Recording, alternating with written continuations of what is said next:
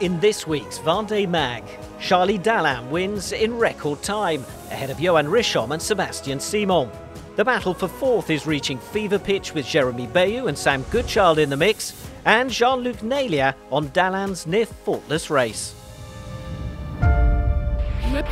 Santé prévoyance, activement à 100 mètres de la ligne d'arrivée du Vendée Globe 2024.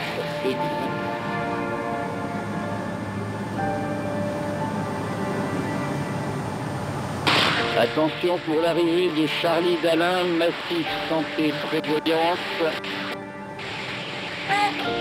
Top, massif santé prévoyance, vainqueur du Vendée Globe 2024-2025.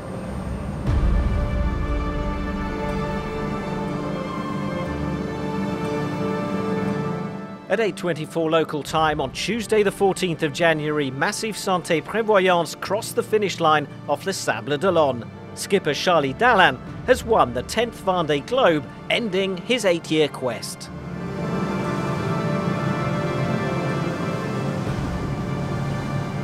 I've never felt anything quite like it. Crossing the finish line with the sun rising.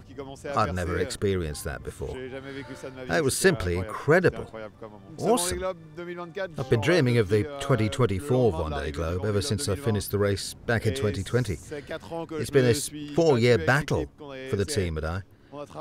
We've worked so hard in designing and perfecting this superb boat, in building this superb Massif Santé Prévoyance. Everyone gave their all, and the boat was brilliant. The last 4 years have been all about this, and that's it.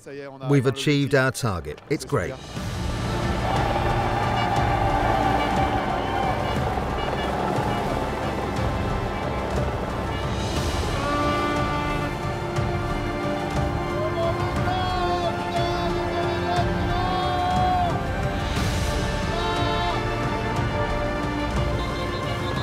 I feel like I've been racing for 48 hours. It was so intense, so fast, barely any time to reflect. We zoomed down the South Atlantic and 23 days in the Southern Ocean. That was unbelievable too. So was the ascent of the Atlantic. Earlier, before crossing the line, I said to myself it felt like I'd been away 2 days. It really feels like I left 2 days ago. It's just the temperature that's changed. No, honestly, it's been a superb race. Dalin sailed perfectly in the relentless sprint finish. Over the last 5 days, he kept Richomme at a distance of over 100 miles, smoothly negotiating a route by the Azores and into the Bay of Biscay. Dalin maintained high speeds in favourable conditions until he reached the tip of Brittany before turning towards Les Sables d'Olonne on Monday afternoon. Sailing faster than his rival, he closed all the doors that Richomme might have tried to slip through. A close-hauled, upwind finish, a tense finish, at quite an uncomfortable trim, before once again crossing the line first. This time, after 65 days, that's 9 days inside the race record held by Armel Leclerc since 2016. A staggering performance achieved after a brave fight against a formidable opponent. It was an incredible race with Johan. Hats off to him. It was his first Vendée Globe, but you'd think it was his third or fourth. He attacked like crazy in the south. It was unbelievable. You'd think he'd been competing in the Vendée Globe his whole life. Well done to him. You know, I think it's partly due to him that I sailed around the world so fast. Because it motivated me to keep going, keep hoisting and reefing the sails, and constantly retrimming the boat to catch the weather systems. Just drove me on and on. If the record's been broken, it's thanks to Johan and that intense battle we've had for most of the way around the world.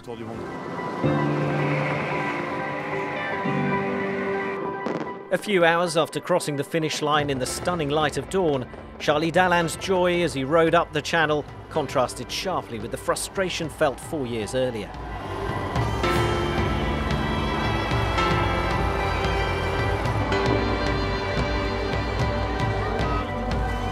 Salut Charlie. Un tonnerre d'applaudissements pour celui qui a établi le nouveau record. As soon as the news was officially announced, Dalin's fellow competitors saluted the winner's performance.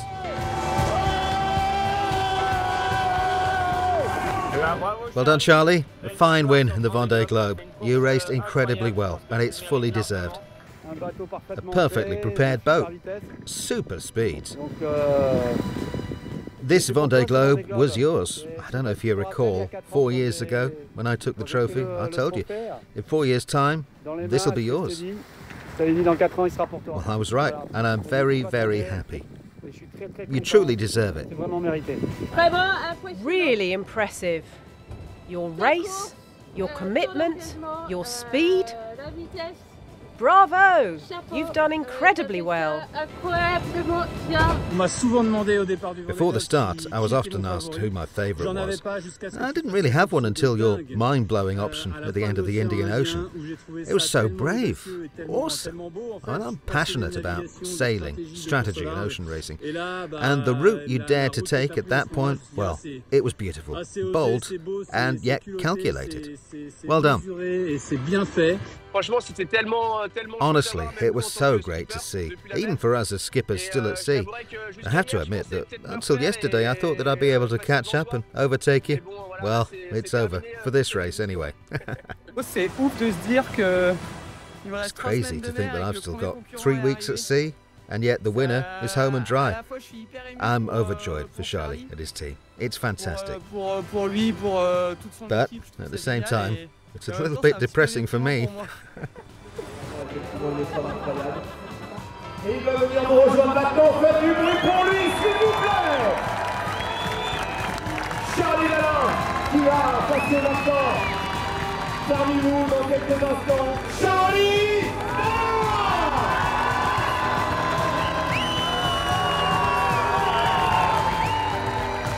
Il est à toi ce trophée. Vainqueur de la 10e édition, Charlie Dalin. Charlie Dalin, vainqueur de l'édition 2024-2025 du Vendée Globe. Bravo.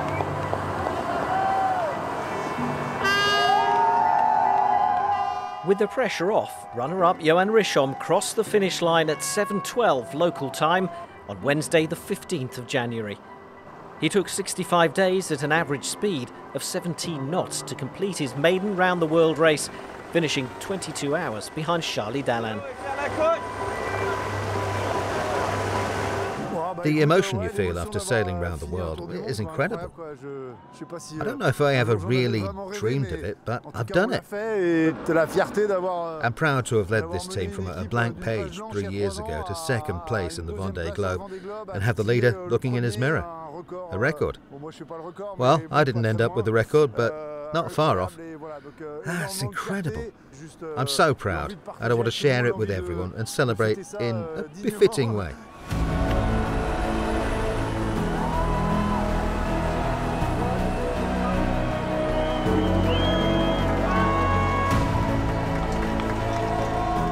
Richomme eased off in the final hours of the race to sail back up the channel as day was breaking.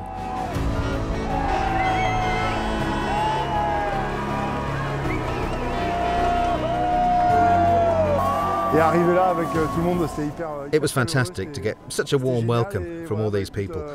I take great satisfaction in having completed a superb project and in having done it well. I dreaded not doing a good job, so obviously I could hardly be more satisfied. As for the other guy, oh, he's pretty unbeatable.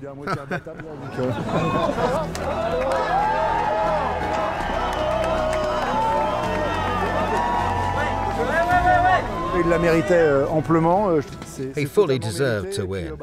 He's very strong. I knew when I rounded Cape Horn in front.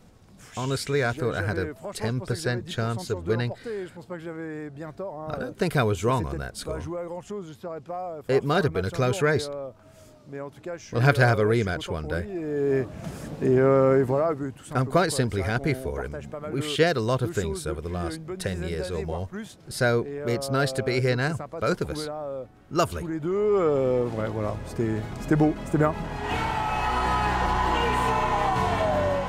In the end, the big-hearted competitor didn't get an opportunity to worry Charlie Dalin, but sailed a near-perfect race at his first attempt.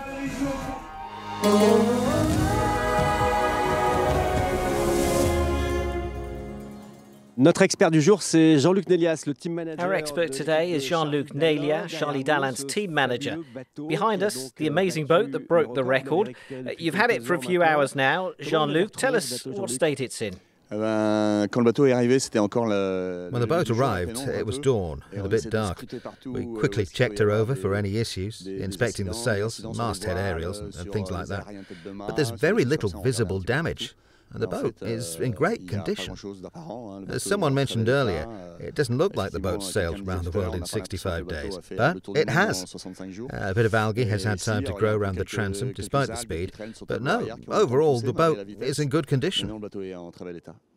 However, Charlie told us that there is a small structural crack. Yes, there was one tack along the Pacific Antarctic exclusion zone where Charlie felt the strain on the board on a starboard tack. When things had calmed down, just before Cape Horn, he inspected the boat and found a crack in the carbon's inner skin from one bulkhead to another. After the Falklands, in a section of light air, Charlie repaired the damage with some composite work and added small carbon reinforcements. You're an expert in performance. This boat has stored terabytes of data. You'll now need to analyse this amazing race, won't you? We'll receive a great deal of data, which we'll clean up and format. And then we'll run through the race again and discuss it with Charlie. We'll analyse sections after that, comparing performance metrics like foil speed, wind angle, and more, to identify the boat's strengths and its weaknesses, and what the others try to do. And the view really is to constantly improve this boat. There's always a race to improve things, and of course if you don't, you won't be up to speed in the next race. Continuous progress is the key. What surprised you most about the boat's race performance? The boat's performance in this race is always about speed, but it also reflects the skipper's ability to pick the right times. The shore team supports Charlie in addressing mechanical or other issues. It's really about constantly finding resources on shore and at sea to do small repairs on board so that it doesn't lose speed. This is crucial because, like travelling by road, if you stop at the service station 3 times, your average speed will drop. Well, it's the same here. Every time you make a downwind run to check something on deck and avoid waves and danger, you lose ground. We minimise that through the race, which is why we set the record. What's your competitive takeaway from this race? The routes were very tight and fast, with records falling on every section. Even that final stretch from the equator to Les Sables d'Olonne, that was incredible. Nearly a straight line to Brittany, followed by a bit of tacking to Les Sables d'Olonne. It really was a very tight and fast course all the way through. What does the relentless pace they set themselves imply? We don't always realise it because the videos involve a bit of showmanship where smiles go down better. But if you look closely though, the fatigue shows on their faces. They start to look slightly sunken. From time to time, Charlie would mention being in the lateral safety position. There's nothing we can do in that case but reel back on the communication. Remember, they're not just sailing, they also have to do the comm and all that. After Cape Horn, you drop the live broadcasts and try to rest, because it's a moment of intense vigilance. You're excited, but it's hard to sleep. The aftermath is huge, and the South Atlantic ascent to the equator is really difficult, with many transitions and manoeuvres. Johan and Charlie were burnt out at times. That can be dangerous. When you're exhausted, you lose that clarity of mind. You start making mistakes, and then you can't sleep while you fix them. It becomes a vicious cycle. You see other skippers in the fleet undergoing that too. Some say the race boiled down to the big diagonal between Brazil and South Africa, others the massive low off the Kerguelens, and some believe it's the cold front off Cabo Frio. What do you think? Without contradicting what I said earlier, a win is played out all through the race. You can't stop. You always have to be fast and in among the leading group. We saw the leaders making good progress, but slowly, one by one, they dropped off, getting further behind. You can't afford to think, it's fine, I'll catch up later with a hide, because that's not how it works. No, it's always full on. The weather ahead will change and evolve. What was closed will open up. They've always remained consistent and vigilant. Johan managed to close the gap when we thought it was over. When Charlie opened a 500-mile gap in the Kerguelens, Johan had the resources to push forward, driven by favourable weather conditions. It was the only one really to close the gap and finished just hours behind Charlie.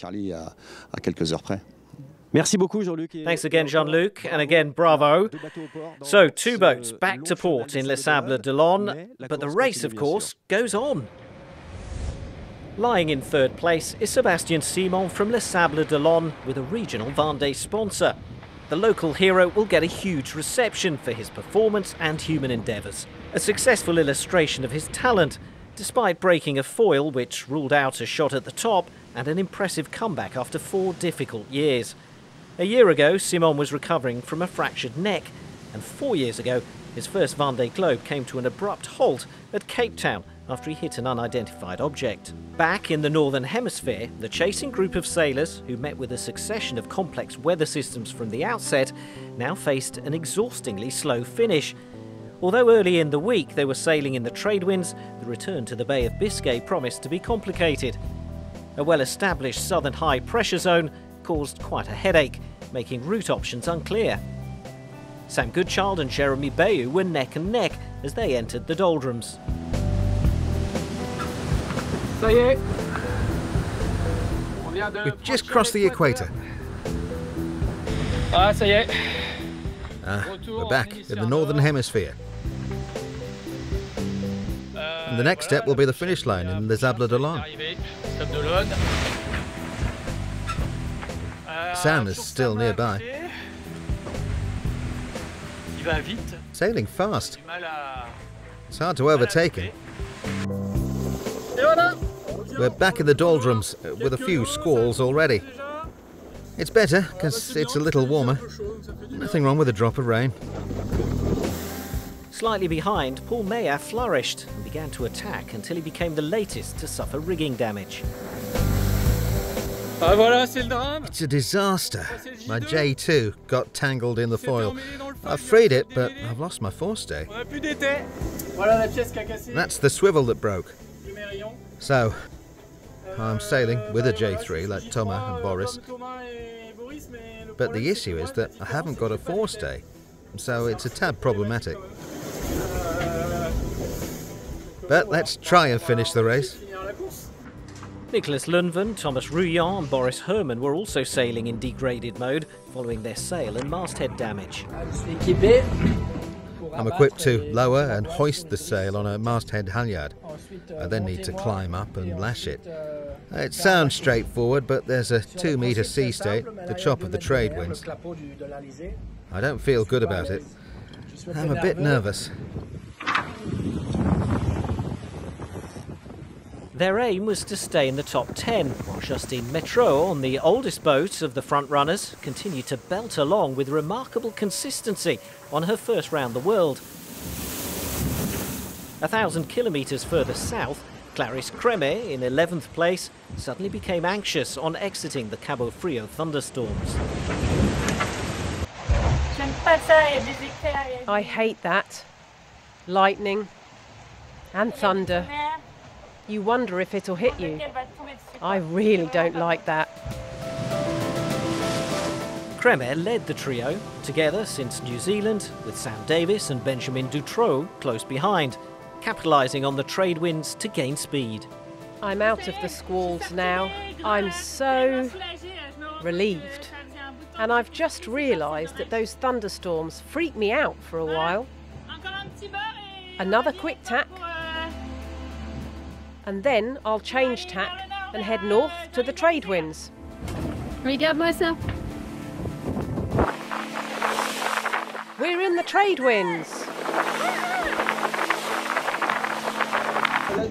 Over the past few hours, we've been picking up speed, heading north again, which is great. Not crazy speeds though, as it's not completely steady. It's definitely no holiday out here. The sailors had now entered their third month at sea, and after the heavy storms they experienced rounding Cape Horn, the constant fatigue was starting to play tricks on them. It's crazy. I feel like I'm half narcoleptic, half... that disease you catch as a teenager when you've been kissing too much and you feel tired all the time. What's it called again? Glandular fever? Is that it? I feel like I've got glandular fever and narcolepsy. My body aches all over. It's just so weird.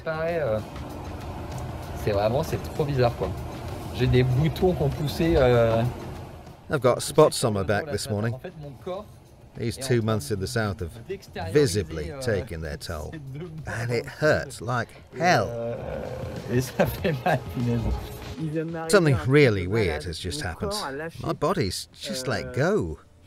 I was lying down in my bunk with music playing on my headphones and a Sudoku grid to try to clear my mind, since things were steady.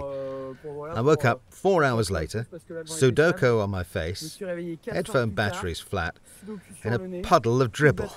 My body just completely let go. But now, I feel great. Before heading back up to the equator, the group of 7 had to contend with the erratic shifting winds of the semi-permanent cold front off Brazil. This led to gaps closing, yet the wily Jean Le Cam emerged well by taking a central route. Somewhere it's calm, because at some point you always hope for the odd squall from time to time. So when you exceed 8 knots, you're happy. You tell yourself it's going to last and then back at it again. Look.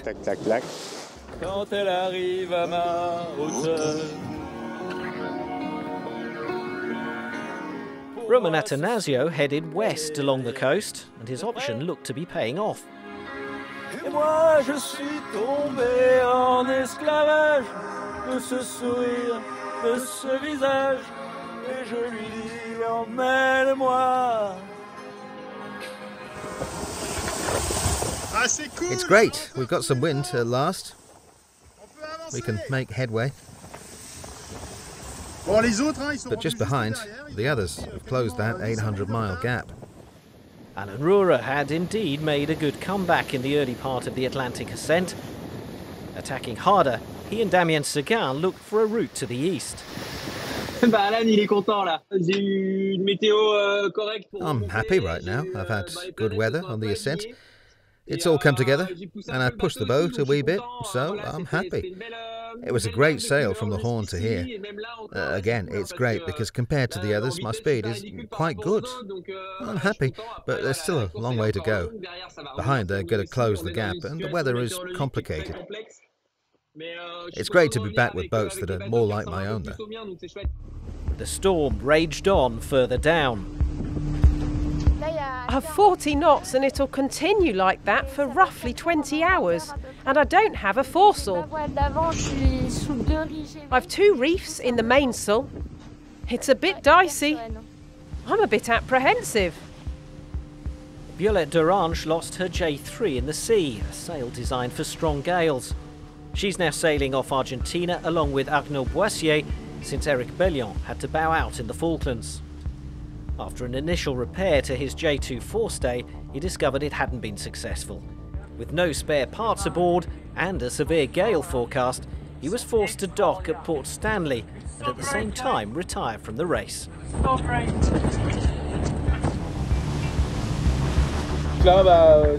So we have a bit of a breather until another quick one hits us before Cape Horn. Because, let's face it, the Pacific was no picnic. There are still a few days to go before I get to Cape Horn. I've been waiting for this for years. The Antoine Cornick group was still in the Pacific, tossed about by a strong low-pressure system. Albatros direkt voor Kap Horn. Oliver Hare was the first of this next-to-last group to round Cape Horn, followed by Cornick and Zhu Jingkun. At the tail end of the fleet, Fabrice Amadeo and Manuel Cousin sailing together across this wild seascape past Point Nemo, whilst the backmarker Dennis van Weinberg was still over 8,000 nautical miles from Les Sables d'Olonne. We now know who'll make up the podium of this 10th Vendée Globe, but there's still a fierce battle at sea for the places in the top 10, and this incredible round-the-world race hasn't yet said its final word.